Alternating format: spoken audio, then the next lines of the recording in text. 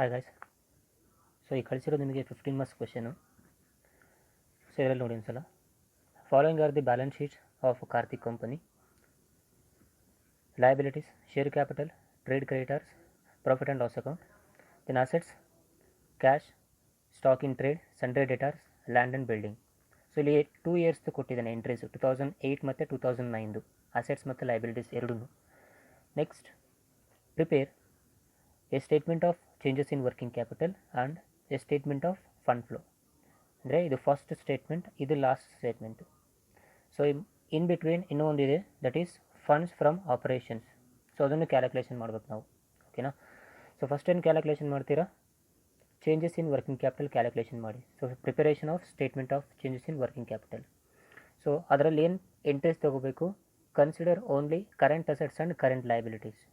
So format ಹಾಕೊಂಬಿಡಿ ಇದಕ್ಕೆ. First statement of changes in working capital format ಹಾಕ್ಕೊಂಡು first current assets ಯಾವುದು, current liabilities ಯಾವುದು, ಅದನ್ನು ಮಾತ್ರ ಡಿವೈಡ್ ಮಾಡ್ಕೊಳ್ಳಿ. ಸೊ ಡಿವೈಡ್ ಮಾಡ್ಕೊಂಡು ಇದರಲ್ಲಿ ಎಂಟ್ರಿ ಮಾಡ್ಕೊತ ಹೋಗಿ 1 by 1 current assets and current liabilities. Okay, 2008 ಮತ್ತು 2009 2 years. Year increase and decrease changes in working ಕ್ಯಾಪಿಟಲಲ್ಲಿ. ಸೊ ಇಲ್ಲಿ ಕರೆಂಟ್ ಅಸೆಟ್ಸ್ ಯಾವುದ್ಯಾವುದಿದೆ? Cash is a current asset, stock in trade current asset, sundry debtors current asset, land and building fixed asset. ಹಾಗಾದರೆ ಇದು ಬರಲ್ಲ entry, only 3 entries: cash, stock in trade ಮತ್ತು sundry debtors. ಈ 3 entry ಬರ್ಕೊಂಬಿಡಿ first. So cash, stock in trade, sundry debtors. First entry cash. Cash 2008 ಮತ್ತು 2009. So 2008 ಎಷ್ಟಿದೆ? 22,000. 2009 8,000. So first 22,000 and 2009 8,000. So ಇಲ್ಲಿ ಏನಾಗ್ತಾ ಇದೆ? ಕ್ಯಾಶ್ ಡಿಕ್ರೀಸ್ ಆಗ್ತಾ ಇದೆ. If cash decreases, working capital ಕೂಡ ಡಿಕ್ರೀಸಸ್. ಎಷ್ಟು ಡಿಕ್ರೀಸ್ ಆಗುತ್ತೆ working capital? 14,000. So difference amount ಬರೀಬೇಕಲ್ಲ ಅಷ್ಟೇ. ಇದರ ಡಿಫರೆನ್ಸ್ ಅಮೌಂಟ್ ಇಲ್ಲಿ ಬರೀ 22 - 8 14,000 ಡಿಕ್ರೀಸ್ ಆಗ್ತಾ ಇದೆ. Next stock in trade. Stock in trade 90,000 98,000.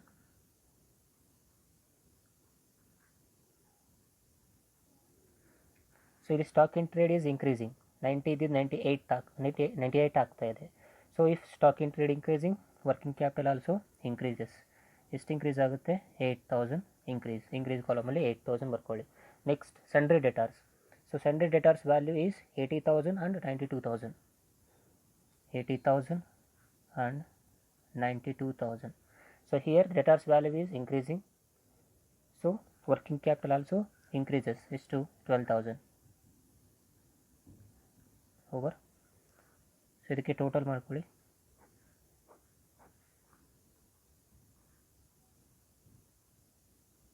Total 1,92,000. So this one is 2,70,000 over. Next, current liabilities.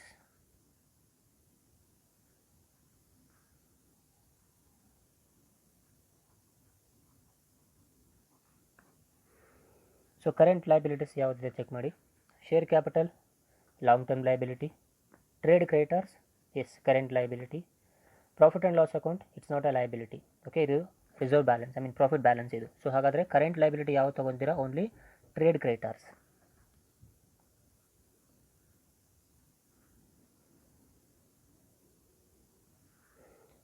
So ಎಷ್ಟಿದೆ ಟ್ರೇಡ್ ಕ್ರೆಡಿಟರ್ಸ್? 65,000 30,000.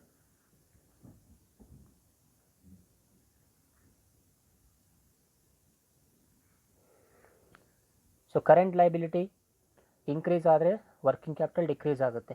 ಅದೇ ಕರೆಂಟ್ ಲಯಬಿಲಿಟಿ ಡಿಕ್ರೀಸ್ ಆದರೆ ವರ್ಕಿಂಗ್ ಕ್ಯಾಪಿಟಲ್ ಇನ್ಕ್ರೀಸ್ ಆಗುತ್ತೆ. ಸೊ ಇಲ್ಲೇನಾಗ್ತಾ ಇದೆ? ಕರೆಂಟ್ ಲಯಬಿಲಿಟಿ ಡಿಕ್ರೀಸ್ ಆಗ್ತಾ ಇದೆ.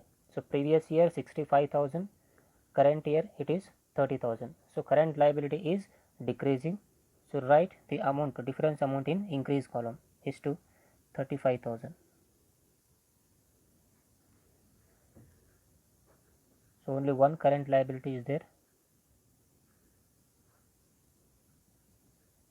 Total of liability 65,000 and 30,000. So at last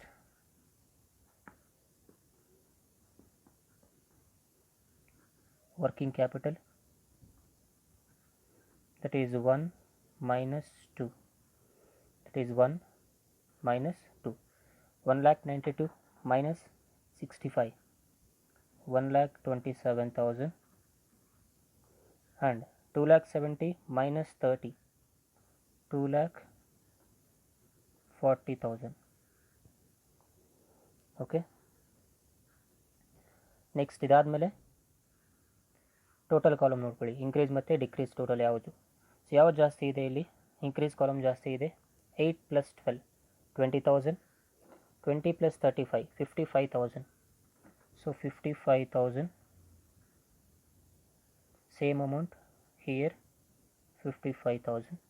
55 minus 14,000, 41,000 is increase in working capital.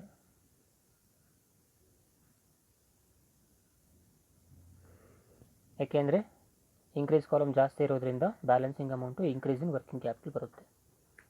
So this is only working capital calculation. So next ಇದಾದಮೇಲೆ second statement calculate ಮಾಡಬೇಕು, that is funds from operations.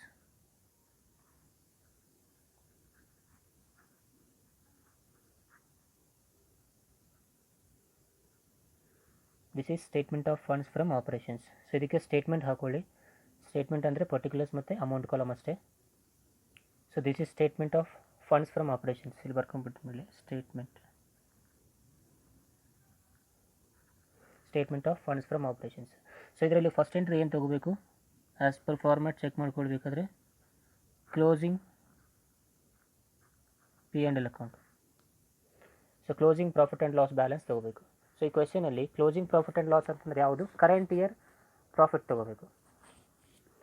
Current year profit ಇಲ್ಲಿದೆ ನೋಡಿ, profit and loss account. Current year ಯಾವುದು? 2009, 38,000. ಈ value ತೊಗೊಳ್ಳಿ, 38,000. Okay, next ಇದಾದಮೇಲೆ add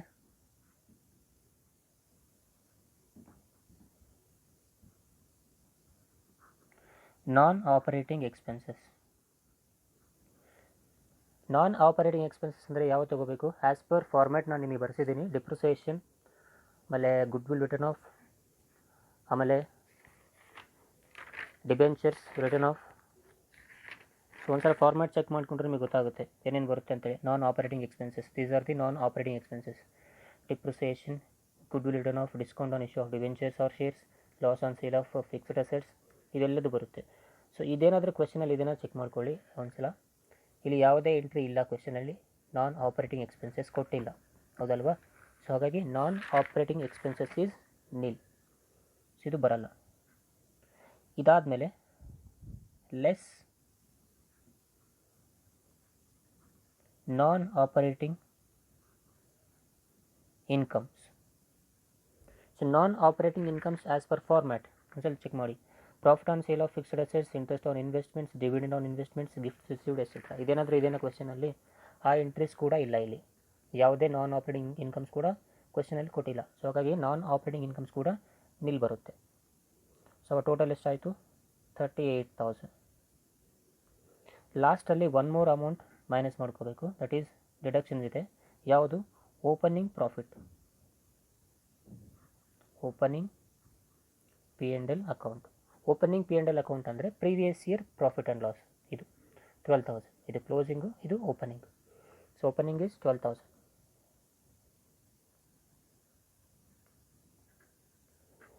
so the balance is 8 minus 2 6, 3 minus 1 2, 26,000. So this is funds from operations.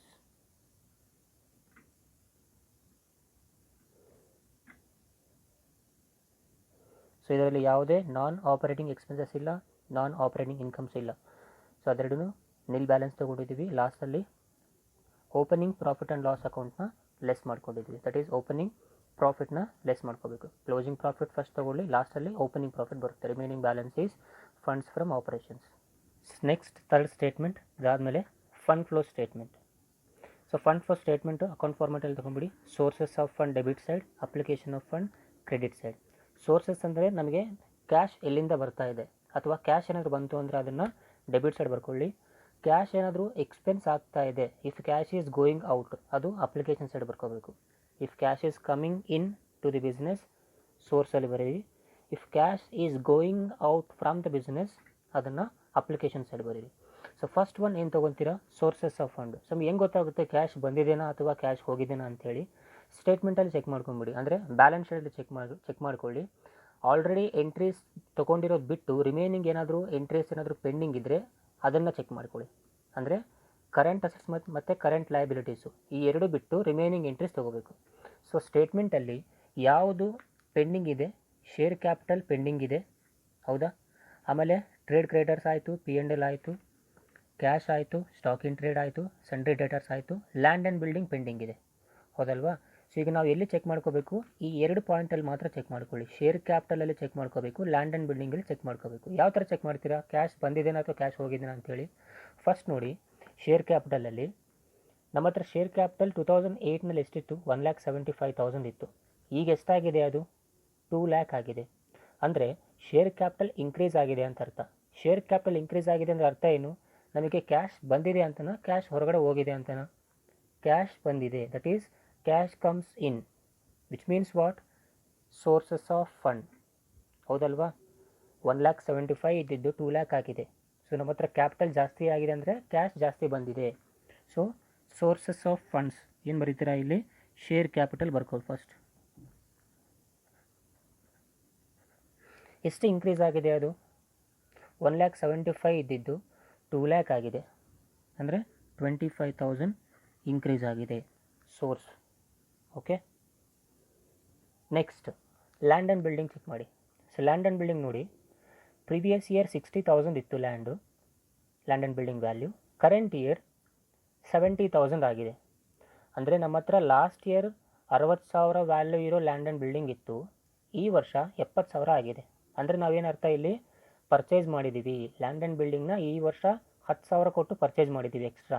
So ಅಂದರೆ ಅರ್ಥ ಏನಿಲ್ಲಿ? Cash is going out, ಹೌದಲ್ವಾ? So that comes applications of fund, under applications of fund, that is land and building.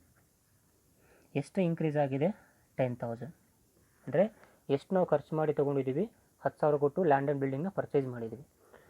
Simple. ಇನ್ನೂ ಒಂದು ಸಲ ಹೇಳ್ತೀನಿ ನೋಡಿ. Previous year ನಮ್ಮ ಹತ್ರ ಇರೋ ಲ್ಯಾಂಡ್ ಆ್ಯಂಡ್ ಬಿಲ್ಡಿಂಗ್ ವ್ಯಾಲ್ಯೂ ಎಷ್ಟು? 60,000. ಈ ವರ್ಷ ನಮ್ಮ ಹತ್ರ ಇರೋ ಲ್ಯಾಂಡ್ ಆ್ಯಂಡ್ ಬಿಲ್ಡಿಂಗ್ ವ್ಯಾಲ್ಯೂ ಎಷ್ಟು? 70,000. ಅಂದರೆ ಎಕ್ಸ್ಟ್ರಾ ಪರ್ಚೇಸ್ ಮಾಡಿದ್ದೀವಿ ಅಂತ ಅರ್ಥ. ಸಿಂಪಲ್. ಮೊಬೈಲ್ ತೊಗೊಂಡ್ರಿ ಅಂದ್ಕೊಳ್ಳಿ, ಅಥವಾ ಪೆನ್ಸ್ ತೊಗೊಂಡಿರ್ತೀವಿ ಅಂದ್ಕೊಳ್ಳಿ, ಇಲ್ಲ ಬುಕ್ಸ್ ತೊಗೊಂಡಿರ್ತೀವಿ ಅಂದ್ಕೊಳ್ಳಿ, ಹೌದಾ? ನಮ್ಮ ಹತ್ರ ಲಾಸ್ಟ್ ಇಯರ್ ನಮ್ಮ ಹತ್ರ ಎಷ್ಟು? 60,000 ರೂಪಾಯಿ ಬುಕ್ಸ್ ಇದ್ವು. ಈ ಸಲ ನಮ್ಮ ಹತ್ರ 70,000 ರೂಪಾಯಿ ಬುಕ್ಸ್ ಇದ್ದಾವೆ. ಅಂದರೆ ನಾವು 10,000 ಕೊಟ್ಟು ಎಕ್ಸ್ಟ್ರಾ ಪರ್ಚೇಸ್ ಮಾಡಿದ್ದೀವಿ ಅಂತ ಅರ್ಥ. ಸೊ 10,000 ಕೊಟ್ಟಿದ್ದೀವಿ ಅಂದರೆ ಅರ್ಥ ಏನು? 10,000 ಎಕ್ಸ್ಪೆನ್ಸ್ ಆಗಿದೆ, that is cash goes out. So application of ಫಂಡಲ್ಲಿ ಬರುತ್ತೆ ಲ್ಯಾಂಡ್ ಆ್ಯಂಡ್ ಬಿಲ್ಡಿಂಗ್ 10,000. ಇಲ್ಲಿ ಕ್ಯಾಶ್ ಇನ್ಕ್ರೀಸ್ ಆಗಿರೋದು, ಇಲ್ಲಿ ಕ್ಯಾಶ್ ಡಿಕ್ರೀಸ್ ಆಗಿರೋದು ಬರ್ಕೋಬೇಕು. ನೆಕ್ಸ್ಟ್ ಬೇರೆ ಯಾವುದೇ ಎಂಟ್ರೀಸ್ ಇಲ್ಲ. ಸೊ ಹಾಗಾಗಿ ಡೆಬಿಟ್ ಸೈಡ್ ಇನ್ನೂ ಒಂದು ಎಂಟ್ರಿ ಬರುತ್ತೆ, that is funds from operations. ಇದು ಕಂಪಲ್ಸರಿ ಬರ್ಕೋಬೇಕು. Funds from operations compulsory debit entry ಬರುತ್ತೆ. ಎಷ್ಟು ಬಂದಿತ್ತು ಫಂಡ್ಸ್ ಫ್ರಮ್ ಆಪರೇಷನ್ಸ್? ನಮಗೆ 26,000. Next as per format, fund flow statement format ಬರ್ಸಿದ್ದು ನೋಡಿ ನಿಮಗೆ.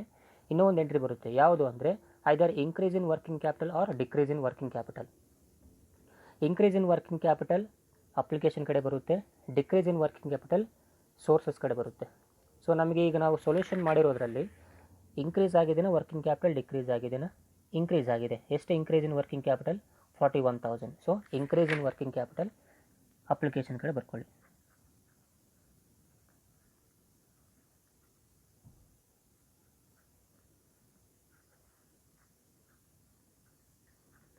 increase in working capital, that is 41,000. That's it. So total 51,000. ಎರಡು ಕಡೆ ಬ್ಯಾಲೆನ್ಸ್ ಈಕ್ವಲ್ ಆಗಬೇಕು. This is fund flow statement. ಆಯಿತಾ? ಇನ್ಕ್ರೀಸ್ ಇದ್ದರೆ ಈ ಕಡೆ, ಡಿಕ್ರೀಸ್ ಇನ್ ವರ್ಕಿಂಗ್ ಕ್ಯಾಪಿಟಲ್ ಬಂದಿತ್ತು ಅಂದರೆ ಅದನ್ನು ಸೋರ್ಸಸ್ ಆಫ್ ಫಂಡ್ಸ್ ಕಡೆ ಬರೀರಿ. ನೆನ್ಪಿಟ್ಕೊಳ್ಳಿ, ಫಂಡ್ ಫ್ಲೋ ಸ್ಟೇಟ್ಮೆಂಟಲ್ಲಿ ನಿಮಗೊಂದು ಟಿಪ್ ಹೇಳ್ತೀನಿ. ಫಂಡ್ ಫ್ಲೋ ಸ್ಟೇಟ್ಮೆಂಟಲ್ಲಿ ಎಂಟ್ರಿ ಏನು ಮಾಡ್ತಿರ್ತೀರಲ್ವ, ಆ ಎಂಟ್ರಿ ಆಲ್ರೆಡಿ ಕರೆಂಟ್ ಅಸೆಟ್ಸ್ ಮತ್ತು ಕರೆಂಟ್ ಲಯಬಿಲಿಟೀಸ್ ತೊಗೊಂಡಿದ್ರೆ ಅವನ್ನ ಬಿಟ್ಟು ರಿಮೈನಿಂಗ್ ಎಂಟ್ರೀಸಲ್ಲಿ ಚೆಕ್ ಮಾಡ್ಕೋಬೇಕು. ಐದರ್ ಕ್ಯಾಶ್ ಇನ್ಕ್ರೀಸ್ ಆಗಿದೆನಾ ಅಥವಾ ಕ್ಯಾಶ್ ಡಿಕ್ರೀಸ್ ಆಗಿದೆನಾ ಅಂತೇಳಿ. ಕ್ಯಾಶ್ ಇನ್ಕ್ರೀಸ್ ಆಗಿದ್ದರೆ ಸೋರ್ಸಸ್ ಕಡೆ ಬರುತ್ತೆ, ಅಥವಾ cash comes in sources of funds, if cash goes out, application of funds. Okay, so this is for 15 marks question. First statement of changes in working capital, next funds from operations, and at last fund flow statement. So doubts ಇದ್ದರೆ ವಾಟ್ಸಪ್ಪಲ್ಲಿ ನನಗೆ queries ಹಾಕಿ solve ಮಾಡ್ತೀನಿ.